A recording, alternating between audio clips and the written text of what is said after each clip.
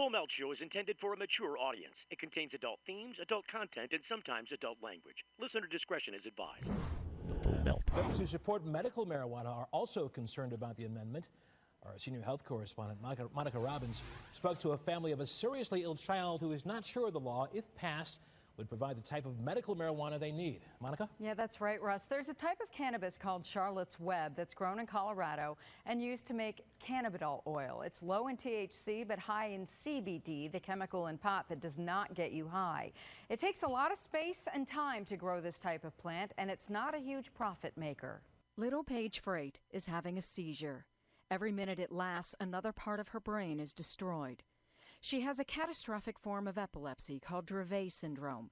It causes her to have more than 100 different types of seizures a day. One of them could be potentially deadly. Our children honestly don't know if there is a tomorrow. The drugs she takes have dangerous side effects and options are limited. That's why Christina Freight wants medical marijuana legalized so Paige can have access to CBD oil. The best case scenario is that it eliminates the seizures. The worst case is that it reduces them. But the strain of marijuana needed is not what is mass produced. It's not an easy way to make money. There is actually little to no money in this type of cannabis that we actually need. So her concern is, why would any of the 10 grow sites produce it? Unfortunately, if this law does pass, I still will not be able to obtain medicine from another state and bring it into Ohio. That's why she and other families were depending on Ohio lawmakers to help. Our legislators, we've met with our governor, our lieutenant governor, and they have failed to act. And they're leaving us with no other choice but to potentially support this initiative. Now, these families don't have the resources to become investors and take over one of the 10 sites. But again, the law first has to pass, and then the details need to be worked out before these families will know what will or what will not be available to them. And that could take a year or more, Russ. Okay, Monica Robbins, thank you. Are you high? What are you talking about? This is the Full Melt. The Full Melt Show. A marijuana discussion about news, culture, politics, and lifestyle. FullMelt.com. Toll free. 844-420-TALK. 844-420-TALK. Checking in with Friday's Opine of the Day, live from the PepPain.com studios. It is the Full Melt Show. Really? Cannabidol? Cannabidol. You sure about that, Miss WKYC reporter in Cleveland? Cannabidol, really? Are you positive that somebody who has Dravet syndrome or Dravet syndrome, are you positive they're having 100 different types of seizures a day? I'm pretty sure if you check your facts, the type of seizure they're having is a Dravet syndrome seizure. I'm pretty sure there's not different categories of seizures inside the Dravet syndrome classification. I'm pretty sure all of the seizures, all 100 of them or so, each day are the same type of seizure. I don't think there's different types of seizures in there. I don't. And for those who don't understand the phonetical or the actual pronunciation of CBD without the acronym, it is cannabidiol. Cannabidiol or cannabidiol. People forget the diol. It's kind of like when you hear, is it just me or the people who do talk about the internet? It's got to be just me, because 100,000 people every year that I talk to when they're trying to tell me about some website, which incidentally you don't need the www classification for anymore. You don't need it. You can just type thefullmelt.com and it goes there. The internet's smart enough to do that now. It didn't used to be. It used to be like, oh, syntax error. I don't know what you mean. Oh, you want to go to https://www.thefullmelt.com. That's what you want to go to, right? Well, that's where it takes you now. If you just type thefullmelt.com, it already knows where to go. So it's not necessary to tell somebody the www part of a web address anymore. It's just not. It's so 1990-something. But people do that frequently, too, the www. They can't say 3 Ws. It's really not that hard. www. It's 2 U's. That's a double U. W. www. People find that too hard to say, so they go, yeah, go to www.fullmelt.com. What? No, it's the Full Melt, and there's 3 W's. It really matters when you type it in that way. If you just type www.fullmelt.com, you're not going to find our website. It will come back with probably a 404 error. It's 3 W's. www. But everybody says 2 because they can't squeeze out that third one. It's like they're already past the W part. Now they're just trying to focus on the name part. So they only say 2 W's. I don't know. It drives me insane because I know better. You go to www. No. That's not where you want. You don't want to go to worldwide dot something. You want to go to worldwideweb dot something. You can't leave out the web part. That's the most important part, right? All right, so down off the soapbox about mispronunciations. I'm just saying, I guess I'm going the long way around, pointing out the idea that in places where this subject is new, the green behind the ears really shows. Does that make sense? I mean, if your inexperience really shows when you can't pronounce the things you're reporting on as a professional. When you can't say cannabidiol because you don't know that there's a diol in there, it just tells you how often you've ever said the word. Same thing goes with checking your script. 100 different types of seizures. Good God, I didn't know there were 100 different types of seizures. It seems to me that there's a minimal seizure, a moderate seizure, and a grand mal seizure. I think that's the only way you can break a seizure down. I mean, I don't know. I'm not an expert in seizures, but I've never been told that there's different types of seizures other than the degree of their severity. Like I used to know somebody with epilepsy he was a good friend of mine in school, in elementary school. And his name was Jeffrey. And Jeff, when he would see light, his epilepsy fit was triggered by light, usually the sun. It had to be a bright light. And if he caught it out of the corner of his eye, like if the sun was off to his left side and he looked off to the left, he would get like caught there, like he couldn't move back out of there. And he would keep turning to the left and keep turning and turning and turning and turning. And eventually he'd be on the ground and just kind of turning and just sitting there. He's having an epileptic seizure, but it's of the more mild category. It certainly isn't like Dravet syndrome, where it is more on par with a grand mal seizure, one where everything goes awry, like all at the same time. See, Jeff could stand for a while. He could understand you. He could, respond to what you were saying, but he couldn't stop spinning around when the light would hit his eye. And I would just tell people, because the kids in school were all like, oh, what's going on? What can we do? And I'm like, just stand back and give them some room. It'll be over within a minute. This happens from time to time. Don't worry about it. It's no big deal. Which I think is, back when I was a kid, kids were cruel. I mean, and they probably still are to some degree cruel. I see it depicted in popular culture all the time in films and movies.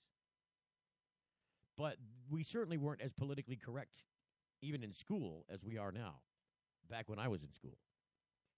See, now I feel like, in my day, we did this and this, and we liked it. We did some horrible thing. We walked uphill in 3 feet of snow on the way to school barefoot, and we liked it. I feel like an old man saying it like that. But it's true. When I was going to school, people, often people that had a disability or had something that made them stand out from the rest of them, you were just going to be ridiculed. In fact, when I had contact lenses as a kid, because I did, I've always had really bad vision.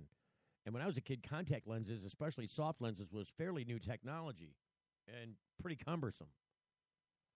But they didn't fit my eyes quite properly. And so they would slip down. When I'd open my eyes, like if I blinked, the lenses would slip down, and then I'd open my eyes again. When I opened my eyes from blinking, they would have moved, and I can't see. So I'd have to blink again to get them to move back up. So I was always blinking and making these strange eye twists because my lenses didn't fit right, and they were just slopping around in there. And people used to make fun of me for that. God forbid if you were gay or anything like that in school when I was a kid. you'd have been ripped apart. Nowadays, you're almost like, hey, he's the cool guy. A little different now. My point is this, though, that if you're going to be a reporter and if you're going to inform people about a topic, it's probably important that you get the name of what you're talking about proper. It's also proper that you tell people the right information, because I don't think 100 different types of seizures is the issue, and I don't think that cannabis would be able to decipher between one seizure. It's just a seizure type. It's effective for people who are having, brain activity that's inappropriate, where it's all helter-skelter. A lot of electrical activity all going off at the same time is what it is. And in people with grand mal seizures, the electrical activity is extremely high. There's a lot of switches going off all at the same time. On, off, on, off, on, off, off, on, off, on, off, on. And there's 100 million of them going off. And these are all the circuits and things that control things like muscle movement and basic function. Everything goes dark for these people.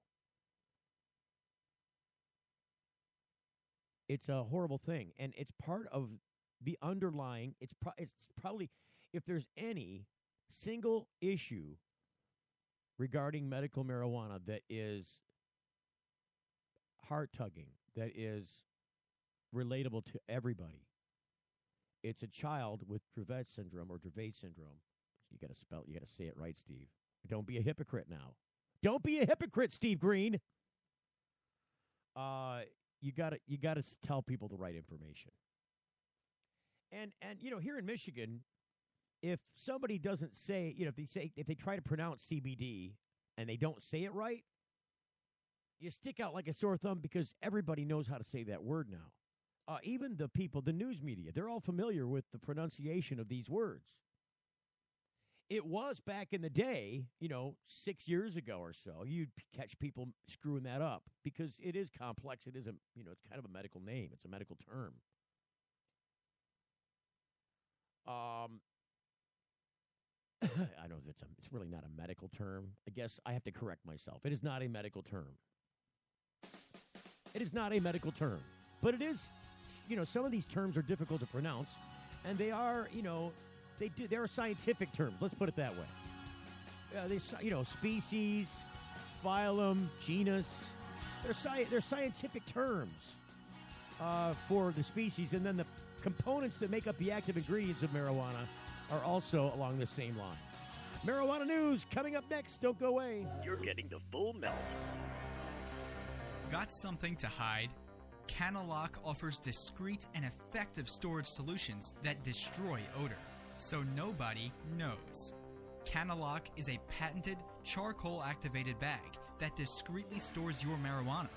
Canalock is made from the same material as military chemical warfare suits. Get yours at canalock.com. Visit canalock.com to learn more about no-smell technology. Hey, it's Steve Green for the Sweet Leaf in Flint, because now getting safe access to medical cannabis patients in Flint, Michigan is never more welcoming. Presenting the Sweet Leaf, a brand new patient experience, bringing 12 carefully selected caregivers housed in 9 separate offices to distinctly assist you with their knowledge and reputation for excellent patient care. Classes and training coming soon in the large community room. Check it out in person, 400 South Door Highway, or call 810-259-2571. The Sweet Leaf Center in Flint, 810-259-2571. Get growing with GrowMax. Indoor, outdoor, beginner, or a warehouse full of Gavitas. Probiotic organics, or huge production with Max Power Monster Aeroponics systems. We can help you rock it. YouTube GrowMax with 2 X's. Customer service is why we're blowing up. And I'm Dave. My cell number is 906-221-2111. We also specialize in electrical and HVAC and new double-ended bulb technology. 906-221-2111. Get growing. GrowMax. Introducing Sacred Elements, a place for natural and alternative healing for the mind, body, and soul. Sacred Elements. It's one place, all solutions. Registered, licensed, certified, ordained. Sacred Elements. Massage, hypnosis, Reiki. Sacred Elements. Raindrop, aroma and color therapy, body detox, ministry, life coaching, weight and nutrition counseling. Sacred Elements. next to the Sweet Leaf, 400 South Dordt Highway, Flint. 11 to 7 daily, closed Sunday. Call 810-259-2570. Young students are our future. They're eager to learn, eager to succeed, eager to make the world a better place. And they want to make it to school safely. Share the road, take care when passing, and always leave 3 feet between you and people on bikes. Bikes are legal road vehicles. We're all drivers. It's the Full Melt Radio Show. Radio show.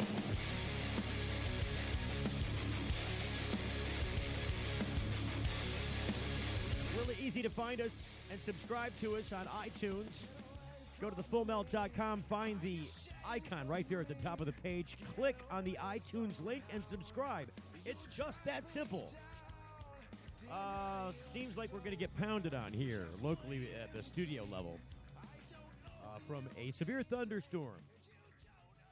I'm not sure how soundproof the studio is to thunderstorm activity, but we're about to find out probably. If there's some pittering and some pattering in the background, it's probably a thunderstorm, and a severe one at that. We'll see what happens. So there's been other stuff going on in Ohio, and I just want to get Ohio out of the way because, it is I think it's the current big political football that's being tossed around because it's such an oddity. It's such a strange thing, this responsible Ohio idea that it's okay to announce who gets to win and lose in any commercial market using the power of the Constitution of the state. I mean, this is a constitutional amendment that would give specific enjoyment of specific rights to a specific group of people. And it's the ones that paid for the ballot initiative. They collected enough signatures. The Secretary of State's authorized it. They've officiated all of those signatures. They count.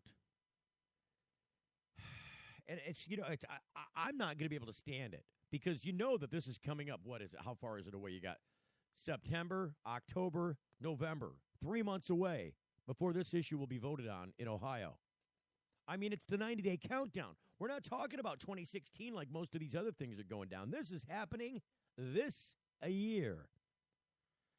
So the other thing that's,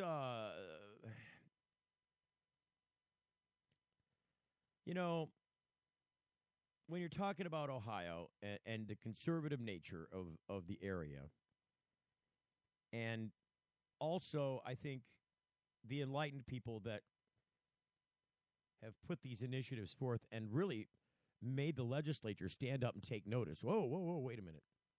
They're going to do what now? Oh, hang on a second. Here's another report. This is from Fox 8. I hope they don't make us listen to it. I'm just going to let it play for a minute and talk to you because I think it's probably going to make us watch a stupid commercial first. I love commercials, but good Lord. It's not. Oh, yes, it is. It's going to do it. Yeah, we're not going to play the DeVry University commercial. We all know about DeVry. It's okay. So as soon as the, what is it, a 30? No, it's here we go. Here we go. Different on purpose. Here we go. Here's the Channel 8, Cleveland, Fox. As supporters call for change to a system you can get marijuana delivered to your door faster than you can get a pizza. They say has failed Ohio. We're spending $120 million of taxpayer money every year to enforce marijuana prohibition, which we know does not work. Opponents say the proposed legalization is a huge money grab by a few rich investors. It's a very greedy group of people, frankly, who are doing this. They want to make a lot of money. That could have dire unintended consequences. And we've worked so hard to get our children off cigarettes, and now we're going to say, okay, that's great, but now here's your marijuana. The proposal you'll likely vote on is unique. Under it, only 10 places in Ohio could grow marijuana for sale legally. The investors behind this idea have largely stayed behind the scenes, but one of them, Woody Taft, agreed to speak to us about the proposal. There is no price fixing. We are not going to behave like a cartel, and if we do, our licenses will be taken away from us. Unlike here in Colorado, where anyone can grow pot for legal sale, Ohio would limit its growing operations to 10 pre-designated sites. The groups who've invested $2 million in each of those 10 proposed sites, that's the money behind the legalization push, they would have the right to grow marijuana for commercial sale. There would be competition, but the competition would be limited to the 10 sites by law. With 10 people competing against each other, the market is going to find the lowest price. And so there will be a cap. This is not going to be the bonanza that I think people expect it to be for the growers. They're going to totally control the market in the state of Ohio. So again, you know, even if you think this is a great idea that we should have recreational use of marijuana in Ohio, I don't think most people would think this is the right way to go about it. Supporters of legalization say this is the way to go, in part because the market can be tightly regulated for both the quantity and the quality of the marijuana grown. Colorado has thousands of people growing, thousands of different stores. They have a lot of slippage of marijuana going out the sides and feeding a gray market. By having 10 smaller grows, you have the ability as a state to regulate. You'll still have a black market. People say, well... Derek Siegel heads a federal program that helps local police efforts to fight drug traffickers. They're not just going to walk away from a lucrative market like that. So they will underprice it, make it, cheaper, make it a stronger content.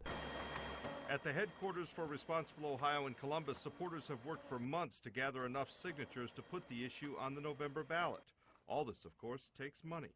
My group putting up $2 million for the Butler County grow site. I'm taking an extraordinary amount of risk.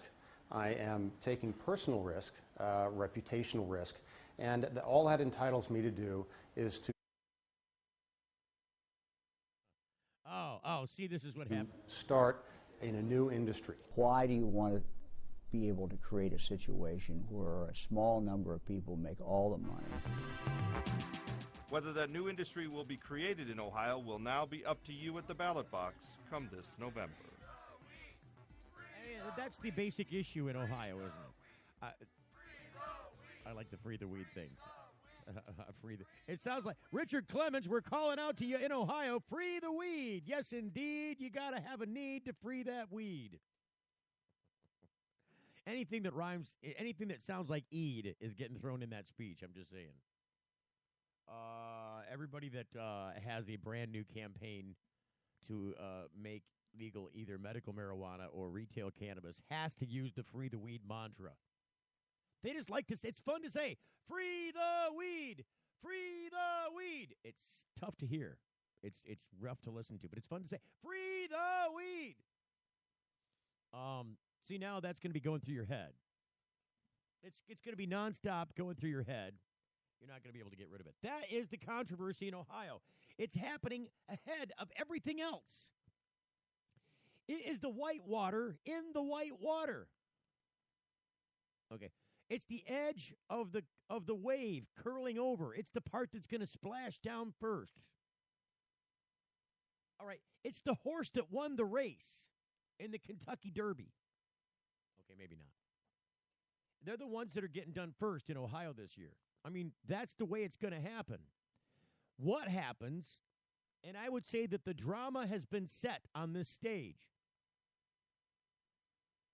First off, it's the first stage you get to see anything happen in this political cycle.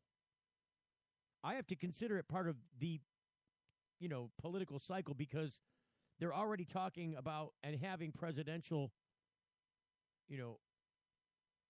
speeches. People have announced. They're having debates on television and radio about who's going to be the next president. So, being that this is going to happen in the fall, and we've already started doing this, I have to consider this effort part of this election cycle. It's not from an official standpoint because it's a year ahead of the official voting of the presidential election cycle. But the idea here is that it's hard to describe because it's half part of the cycle and it's half not part of the cycle, right? Either way, no matter how you look at it, no matter which way you cut the pie up, it still is the first thing that you're going to get to see in the coming year with regards to political change on this issue. And it could go a number of ways. We talked about this before. There's 4 things that could happen in Ohio. You could pass the resolution that says you can't do monopolies in the Constitution. You could pass that ballot, that legislative ballot initiative. It's going to be a question on the ballot in 2015, right alongside the Responsible Ohio ballot. So you could pass that one by itself.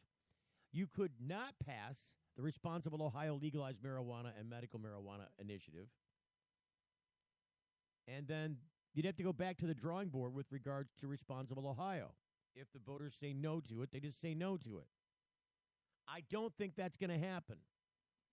I think the first thing to get to the ballot is going to get voted in. The question is, will it have any validity? Will it work? I think the answer to that question is yet to be determined. The way I read the law says the initiative takes place first, put on the ballot by the legislature, and then the other one takes place second. It goes into effect 30 days later. So to me, just in process order, like if this was computer code, the computer code would kick out the answer that Responsible Ohio, even though it gets voted in, if they vote in the other one, it takes precedence because it goes into effect immediately. It doesn't go into effect 30 days later. So the one that goes into effect immediately says you can't do ballot petitions this way. The one that goes into effect 30 days later affects the ballot petition that way, or affects the Constitution that way. So the one that's already in effect would take over the other one. Now you could pass the one, and Responsible Ohio goes back to the drawing board. You could pass both, and it's going to end up going to the courts because they're going to fight about it. You can't spend $20 million on an effort and then lose and not fight about it in court. It's going to happen. I think the legislature is going to say no. The Attorney General is going to say nope. People said you can't have it this way, and it doesn't go into effect yet. So because it hasn't gone into effect, and the people already said, and it's in effect, it goes away. Then you could just not pass the resolution that says you can't do ballot drives this way, and have just Responsible Ohio standing on its own, and you've legalized marijuana. Would that change everything for the other ballot drives that are out there, including Ohioans to end prohibition? Maybe, maybe not. That's another unanswered question. Just because Responsible Ohio got there first and it got passed and it stood the legal challenge of does it matter? Does it count? Assuming that happens, OTEP would have the wind taken out of its sails. We already got legal marijuana in Michigan or in Ohio. We don't need to sign your OTEP petition. We don't need to have it on. And if it gets to the voter box, we don't need to vote it in. We've already got legal marijuana in Ohio.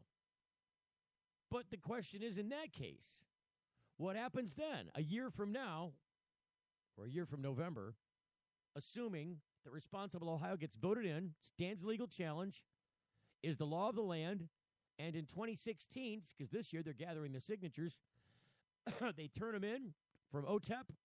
Ohio End Prohibition has their version of legalized cannabis in Ohio up on the ballot. Voters again voted in. Now what happens? I mean, does it fall down? I know that's going to be another legal battle, isn't it? If that scenario takes place. It would be probably the only place in the country that there's a likelihood that could even take place, save perhaps Michigan. Because Michigan legislators are out there this very moment reacting along with some very well-heeled Republican sponsors and bill takeover people, rich people from Oakland County in Michigan. We've done our homework. We know who you are. Saying, no, we can't let those guys, no, those medical marijuana guys, all those patients and caregivers, they cannot take over this arena. No. None of those tie-dye people, none of that. We're gonna make this, we're gonna try and steal this from those people as hard as they've worked on this. And we're going to, so you got MCC. MCC is much like Am I Legalized, except They leave it up to the legislature to create all the rules and all the stuff. Where does the tax money go? Who gets to have a license? How much does it cost? What's the process to go through that? They let the legislature make up all those rules with that ballot drive. Now, the process that happens, a lot of people think you have a signature drive. You get your language approved. You gather the signatures. You turn it in, and then it's going to be on the ballot. It doesn't work that way. It's not exactly that simple. What happens is the people have effectively said, this is what we want in this state. And we're turning it over. We're giving that ballot petition to the legislature, and they have the opportunity to act on it first or not act on it. Now, if they don't act on it, then it goes on the ballot because you get to have a direct say. Now, if they do act on it, they could enact it just the way that it is. Now, Am I Legalized spells out all the rules. They've taken this power away from the legislature because we don't trust them anymore. Because they're just fat rat. What they're doing is they're giving all this stuff away to their fat cat friends. They're writing the rules so that the people who are part of Am I Legalized and the medical marijuana movement in Michigan don't have an opportunity to say anything about what's going to happen with the future legalization in this state. And in fact, the language pretty much cuts them out. The Compassion Chronicles at thecompassionchronicles.com. Rick Thompson, the chief editor there, writes most of the stories, if not all of them. Wrote a story I'll read you today about what that means in Michigan. Because the legislature's responding. They're reacting. And they're pulling some fishy stuff. All these guys are not beyond being snakes. They're not. I mean, we got a scandal going on right now where a couple of these legislators were hopping into bed with each other. Married, unmarried, otherwise, hopping into bed with each other. And then so that there's not some big scandal blown out of proportion, guy makes up a story, says, oh, yeah, well, despite the fact that, here's a distraction. I had sex with a male prostitute and got caught. I'm going to make up this fake email about this incident, and hopefully everybody will pay attention to the fake male prostitute story about me, getting my weenie blown in Lansing by some fag, which is what, basically they're saying. Everybody will pay attention to that instead of the fact that I'm screwing this other chick. All this corruption's happening, and they can't write the rules for the people that put them in office. You're getting the full melt. Get growing with GrowMax. Indoor, outdoor, beginner, or a warehouse full of Gavitas. Probiotic organics, or huge production with Max Power monster aeroponics systems. We can help you rock it. YouTube GrowMax with 2 X's. Customer service is why we're blowing up. And I'm Dave. My cell number is 906-221-2111. We also specialize in electrical and HVAC and new double-ended bulb technology. 906-221-2111. Get growing. GrowMax. If you're like us, your pets aren't just animals. They're members of your family. Pet Pain CBD hemp oil drops are great for aging as well as active dogs and cats. Some people are apprehensive about hemp treatments for pets. They ask us, what are you smoking? Absolutely nothing, and neither will your pet. Like other hemp-based products for humans, the allure is all of the benefits of cannabis without any of the high. The CBD oil has shown to rejuvenate the bones, joints, brain, stomach, eyes, and heart. And the drops contain absolutely no corn, wheat, soy, artificial colors and flavors, or preservatives. Pick some up today. Visit petpain.com or ask for Pet Pain at your local pet store. Petpain.com. CBD relief for your pet. It's not easy out there, but it can be easier. And when it comes to medical marijuana in Michigan and chronic pain management, Dr. Bob Townsend, renowned for his patient advocacy and deep understanding of how patients and medical marijuana certifications fit together, makes it his hallmark to educate and provide the best holistic treatment for your condition. His knowledgeable staff makes you feel warm and welcome, and Dr. Bob makes you feel well. With locations across the state in Cadillac and Gaylord, Kalamazoo, Marquette, Mount Pleasant, Muskegon, Saginaw, Traverse City, you can't beat the convenience and feeling you get knowing you have someone on your side that cares. Denali Healthcare is on the web at denalihealthcaremi.com. Get answers to your holistic health questions or schedule an appointment now by calling 989-339-4464. Chronic pain management and holistic health answers is what they do. It's all they do. DenaliHealthcareMI.com. Get your certification and peace of mind now by making an appointment with Dr. Bob Townsend at 989-339-4464. It's the Full Melt Radio Show. Radio show. We broadcast live, streaming to you on the internet Monday through Friday from 7 until 8 p.m. Eastern Standard Time. I just want to give you an example of just how sneaky legislators will be. How low down, bastardly they can be. So in this state, we held fundraisers for Representative Mike Calton. Now, Mike decided at some point that he was going to friendly up to the medical marijuana community, even though his Republican friends were like, no, we're cutting this to Swiss cheese. Screw those guys. And so, Calton was like, look, I'll write a provisioning center bill. This will clear up the issue about dispensaries. I think I can get enough people on board to get that done. And we'll put medibles back on the table so that it's considered protected under the Medical Marijuana Act. That's what I will do for you. So we proceeded to start holding fundraisers and donate money on a large, massive scale to Mr. Calton, who failed to get that done the first time around. This is to be expected. Sometimes you've got to resubmit and go through the process again. And so we did. Another 4 years began with a new bill, with a new name, with the same basic fundamental ideals attached. Dispensaries allowed, medibles allowed. Extracts, oils, the thing that affects the kids with these seizure disorders, or adults too. For another 4 years, we raised money for Mr. Calton. Got him elected again. And at the last minute, they put this off until the very last minute. We're talking December of last year. Everything looked to go. It was all approved through all the channels. All the boxes are checked. And down comes the word from on high that this is not going to happen.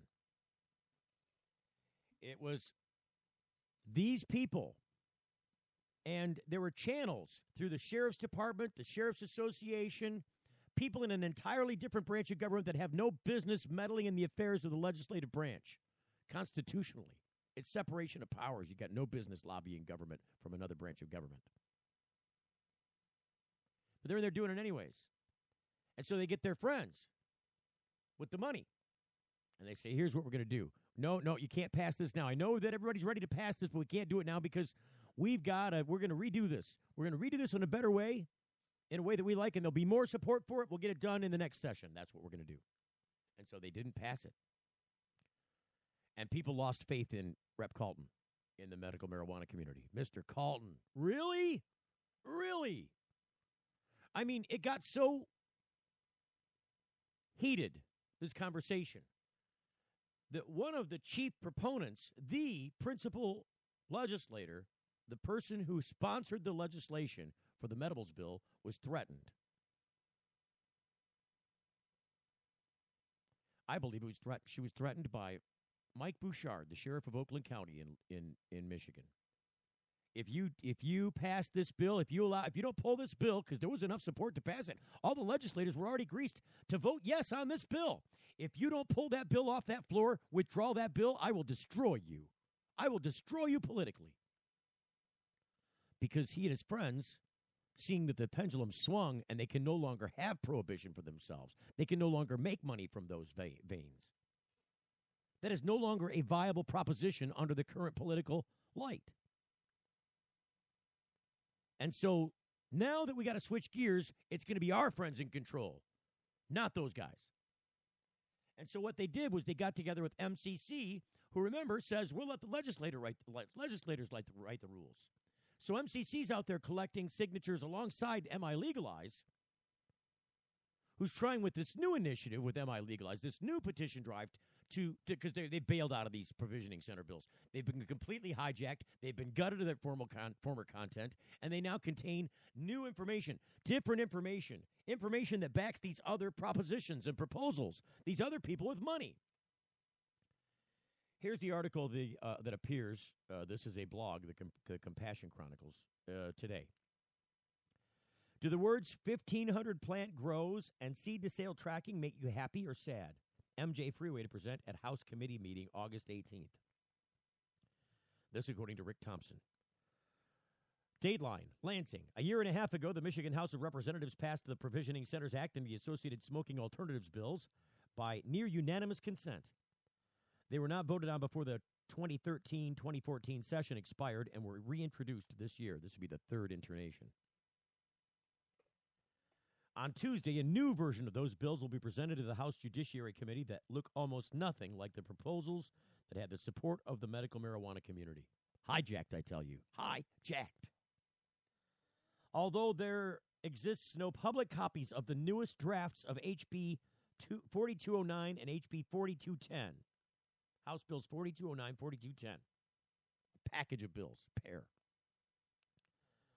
Some things are known, even though no public copies exist. What? No public copies of the bills currently exist. Can't read them. These bills will not allow caregivers to sell their overages to a dispensary. Any cannabis sold to any dispensary called provisioning centers will have to be intentionally created for commercial distribution in licensed commercial grow operations of from 500 to 1,500 plants. The rumors say, with the exception of a caregiver selling their 5 patients only and their 5 patients. You can only sell to your 5 patients. That's it, just how it is now. Some of these issues were discussed on the Planet Green Trees radio show on an episode featuring Robin Schneider of the National Patient Rights Association. The NPRA has been moderating the decline of the bills as best they can, but newcomers in the game of lobbying legislators have diverted the intent from being a patient-friendly bill to one that unzips the pants of big business. This could be the end of the caregiver system as we know it, Jim Powers noted on that episode of the Planet Green Trees radio show. Powers has haunted the House and Senate chambers for 2 years now, pushing the lawmakers to enact legislation to protect the non-smoked forms of cannabis used by his son Ryan and other pediatric cannabis patients across the state. You don't want your kids smoking pot. If they've got a medical condition, they can use this oral medication as a substitute. That bill, 4210, is tied to the fate of the Provisioning Centers Act, 4209. Our two old friends, the Provisioning Centers Act was originated in 2011. The Smoking Alternatives Bill in 2013 have a new invisible friend to play with now called HB 4827, the Seed to Sale Bill. It's the invisible bill because it has been assigned a bill number. It's already listed as being considered by the House Judiciary, but there is no mention of the bill anywhere on the Michigan government websites. No text, no sponsors listed, no introductory date, nothing. We do know what the Playmate bill is all about, though. The House Judiciary Committee meeting notice offers a description of HB 4827. It says the following: marijuana administration, seed-to-sale tracking system for commercial marijuana, establish. We also knew who sponsored the bill. That would be the chair of the House Judiciary Committee himself, Oakland County Republican Representative Clint Kesto, who's rumored to be eyeing a run at Bill Schuette's spot as Attorney General in 2018. Mr. Kesto would be replacing the chief opponent of anything marijuana-related in the state. Slippery slope. What about the kids, says Mr. Schuette. We all know he must have been pretty impressed with the out-of-state company called MJ Freeway, who were giving a presentation during Tuesday's Judiciary Committee meeting on their specific seed-to-sale program, which the state of Michigan would have to buy from them. Their website offers programs called Gram Tracker and Mix Tracker and Grow Tracker. Kesto must have been so impressed with their sales pitch that he drafted a bill to adopt their program. Hell, we haven't seen this degree of, let's politely call it, encouraged legislative support for a specific commercial interest since Randy Richardville and the SB 660 Prairie Plant Pot for Pharmacies bill in 2013. That bill shot through both the House and the Senate, was signed by the governor within 3 months. Tell me palms weren't greased for that. It's a useless bill sitting there waiting for a Schedule II reclassification by the federal government before it can even stand on its own. The Provisioning Center's bill copies the Medical Marijuana Act. It creates a duplicate registry. You got to pay $100 for that stupid card. You got to go to a pharmacy to get your medicine after the U.S. government says that it's okay for a pharmacist to dispense marijuana, a Schedule I currently scheduled drug. No medical use. Unsafe for use under a doctor's supervision. Medical marijuana is not without her set of problems. In November of 2014, MJ Biz Daily reported that MJ Freeway left users of the system screwed, and individual dispensaries using the system lost $25,000 in revenue on Thursday alone due to a failure in the company's software program. Their upgrade, per MJ customers' quotes. That problem has been solved per an update to the Business Daily story, but should give lawmakers reason to pause. In the official notice from the House Judiciary Committee, it lists what bills are being called. The versions of HB 4209 and HB 4210 that were modified and compromised through 2013 and 2014's legislative session and were one step away from becoming law are still on the Michigan government website. You can print them and evaluate the changes presented on Tuesday. That is provided that Rep. Mike Calton ensures that the newest draft of HB 4209 that his office has authorized for debate by the judiciary is available for citizens to read. It's a sneaky, slimy business these legislators are in when they assign a bill a number and a Judiciary Committee hearing. It's been presented to the House, but where is the bill? Where is the language of this bill? And why would it not be available for scrutiny before it's heard at a public hearing? It's absolutely antithetical to the process ascribed and put into place by the government of the state of Michigan. And it shouldn't stand. This isn't an error. The omission of this language is not erroneous. These people don't make mistakes like that. This is completely intentional. So you don't have a chance to see what they're about to hear at the judiciary level and even have a chance to come in and want to respond to it. How can you object to a bill if the language of said bill is not even available for scrutiny on a public website? You're getting the full melt. Got something to hide? Canalock offers discreet and effective storage solutions that destroy odor, so nobody knows. Canalock is a patented charcoal-activated bag that discreetly stores your marijuana. Canalock is made from the same material as military chemical warfare suits. Get yours at canalock.com. Visit canalock.com to learn more about no-smell technology. Imagine a world where patients can use marijuana like any other medicine. The Marijuana Patients Organization challenges the status quo by helping our neighbors to enjoy a better quality of life. Visit the MPO at marijuanapatients.org and enjoy informative articles, engaging debates, and information about treatments, doctors, and dispensaries in your area. Over 50,000 people have registered at marijuanapatients.org since 2010.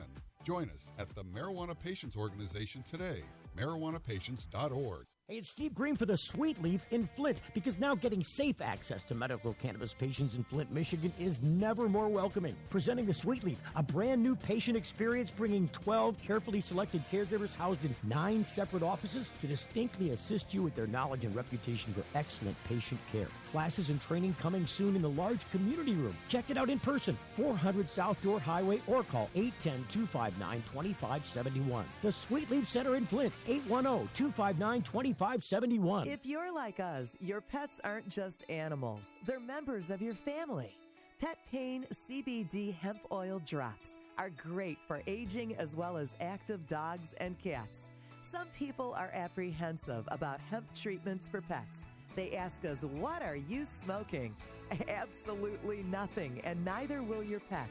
Like other hemp-based products for humans, the allure is all of the benefits of cannabis without any of the high. The CBD oil has shown to rejuvenate the bones, joints, brain, stomach, eyes, and heart. And the drops contain absolutely no corn, wheat, soy, artificial colors and flavors, or preservatives. Pick some up today. Visit petpain.com or ask for Pet Pain at your local pet store. Petpain.com. CBD relief for your pet. Young students are our future. They're eager to learn, eager to succeed, eager to make the world a better place. And they want to make it to school safely. Share the road, take care when passing, and always leave 3 feet between you and people on bikes. Bikes are legal road vehicles. We're all drivers. It's the Full Melt Radio Show. Slimy bastards, I'm telling you. They're all slimy bastards, those legislators. Those people you're going to go elect this fall, I don't care if you're Democrat, Republican, or Independent, they're all slimy bastards. Even if they're not a slimy bastard, by association, they are slimy bastards. You can be the nicest guy in the world, but if you don't call out your friend who's doing something that you think is probably against the law and tit-for-tat trading, here, we're going to give you some money, and what you're going to do is introduce this legislation. Shh, don't tell anybody. We wrote the bill. This is the bill we want you to pass. We're going to give you some money. You're going to pass the bill. That's the deal. Slimy bastards. If you don't call those people out, if you don't expose them, if you don't hold hearings on them over these issues when you discover them, if you conduct them yourself, you're just a slimy bastard. You're a part of the problem, not a part of the solution. And I don't care how many people votes you were able to buy with, the Koch brothers' money. I don't care. It's not democracy in America when only the people with the money get to vote stuff in. They get to write all the rules. They get to make all the rules. Here's another bit of sliminess. This coming from Illinois. We were just there a couple weekends ago, broadcasting live from the Navy Pier in Chicago about their medical marijuana program, which is still backwards as F. I mean, it is so screwed up in Illinois that is going to be it's already non-functional. It's a 4-year program. They're 2 years in, no marijuana. It'll be almost a third year in before any marijuana is available. And the number of patients they've managed to get into the system as approved buyers of said cannabis from these 20 commercial grows, 2,600 right now. How are they supposed? You're going to get 3 patients in your dispensary every week. The same 3 patients. That's it. I mean, really. How are you supposed to pay the light bill that way? Can you pay any of your employees? How about the rent? I know they charged you a big bill for that license, for that establishment. I'm just saying, Illinois, you better get your crap together or it's all going to go, to hell in a handbasket, isn't it? Here's another example of how they can't get crap together in Illinois. Republican Governor Bruce Rauner on Friday used his veto powers to rewrite a bill aimed at decriminalizing possession of small amounts of marijuana, saying the measure that lawmakers sent him would let people carry too much pot and sets fines too low. Really, your own Republican legislature handed you this bill. Signed, sealed, and delivered. It's already been debated. It's already been through the judiciary committees. It's been assigned to committee. It's been heard. It's been approved. It's been voted on by both houses. They agree. This is how it should be. And the governor says, no, you got it all wrong. We can decriminalize, but it's got to be in baby steps, right? You can't do it all at once. We have no chance to wean off of that money supply. We need that money. See, Republicans don't want it. They're the party of no new taxes, right? No taxes. Lower taxes. Create a great business environment. The economy will spur. We'll get more money regardless, and we've lowered taxes and made more money. That's the idea. It's hogwash. And we've proven it's hogwash. And look, I'm not a Democrat. I'm not a Republican. I suppose I would consider myself an independent, but I'm certainly a progressive thinker. Rauner said while he supports the fundamental purposes of keeping people out of jail and cutting court costs, such a significant change in drug laws, quote, must be made carefully and incrementally, end quote. Another way of saying baby steps. This one's too big. I don't like it. Sending it back. Consider it again. Sponsors of the bill pushed back, saying the changes are, quote, low-hanging fruit, end quote, when it comes to reforming the criminal justice system, and contending the governor is working against his own goals of reducing the number of prison inmates. Under the proposal, people caught with up to 15 grams, it's a little over half an ounce, of marijuana, about the equivalent of 25 cigarette-sized joints, I think that's an overstatement, would not go to court but instead receive fines ranging from $55 to $125. Rauner said those standards were too lax, and the threshold should be lowered to 10 grams, so just a little over a quarter, and fines should be ranging from $100 to $200. See, they don't like to say no new taxes, but they'll say, hey, we'll give you fines and fees. It's all government revenue, people. You can label it what you want. Fine, fee, tax. It's all coming out of your pocket, going into the government's coffers, letting them spend it. It's the same effing thing. Oh, I didn't raise taxes. Certainly you did. You raised fees across the board, you lamb bastard.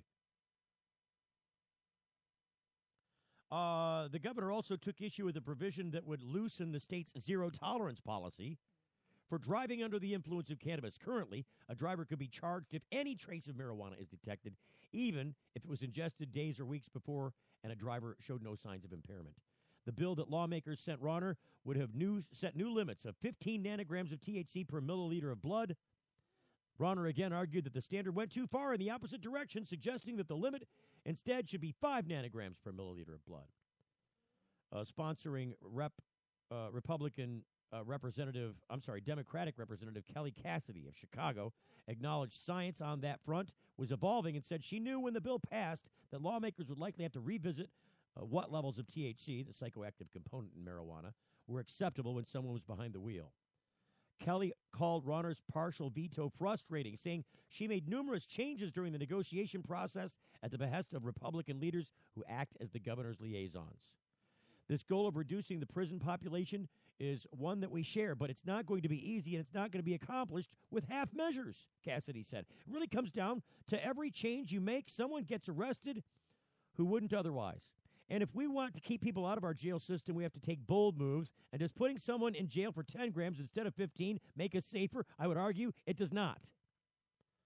Senator Jason Barrickman, a Bloomington Republican who voted for the bill, said Rauner simply was using his, quote, unique power to help correct imperfections legislative negotiations, end quote. Imperfect legislative negotiations, I should have said. This is a significant change in public policy. We want to get it right, Barrickman said. The governor is expressing his opinion on that, which helps us move the ball forward. That bill now returns to lawmakers who can vote to go along with Rauner's changes or reject them. If lawmakers opt not to take up the changes, the bill dies. Cassidy said she would have to regroup with supporters to decide the next move. In the meantime, current law stands. That means someone caught with a small amount of marijuana faces fines of up to $2,500 and up to a year in jail. Legislators signed off on the proposal in May after Cook County State's Attorney Anita Alvarez, who is expected to face a tough re-election fight next year, announced her office would stop prosecuting low-level marijuana possession cases for people with fewer than 3 arrests or citations. Stop prosecuting! The state legislation also follows a measure enacted by Chicago in 2012 that allowed police to issue tickets of $250 to $500 for someone caught with 15 grams of marijuana or less. Also, Friday, Rauner used his mandatory veto powers to make changes in a law that would extend to the state's medical marijuana trial program, which is currently set to expire in January of 2018. Still can't buy a single gram of marijuana under the medical program, but it's going to expire in 2 years. Lawmakers wanted to push that date back by 4 years from the time the state's first dispensary opens later this year. Advocates said the extension is needed after delays under then Democratic Governor Pat Quinn resulted in patients spending the majority of the initial 4-year trial period without access to medical marijuana. But Rauner said the program should only be extended by 4 months because that would account for the delay in the final months of the prior administration. Quote, given that no sale has yet occurred and we've not had an opportunity to evaluate the success and failure of the pilot program, a further extension would be premature, Rauner wrote to lawmakers. Sponsoring Rep. Lou Lang, a Democrat from Skokie, said that the governor's refusal to agree to a longer test period ultimately would drive up the cost of medical marijuana because businesses just getting started in Illinois won't be able to plan into the future and will have to charge more to make a return on their investments. That, Lang said, would drive people to purchase pot illegally. Quote, my concern when I got into this was to help patients, end quote. And I don't think the governor's actions today will do much to help patients, Lang said. And I agree. Sneaky, sniveling, scaling, bastard. That's what I'm calling you, Governor. You want to say that you want to stop putting people in jail. You want to reduce the costs of imprisoning people for low-level marijuana offenses. You want to ride that political victory. But you want to do it in such a way that doesn't accomplish any of that. Shame on you, Governor, for hiding behind your rhetoric and not doing what you say. You got to say what you do if you're going to win in politics. The presidential election campaign is going to heighten the focus on that. The Full Melt Show is a production of TFM Media.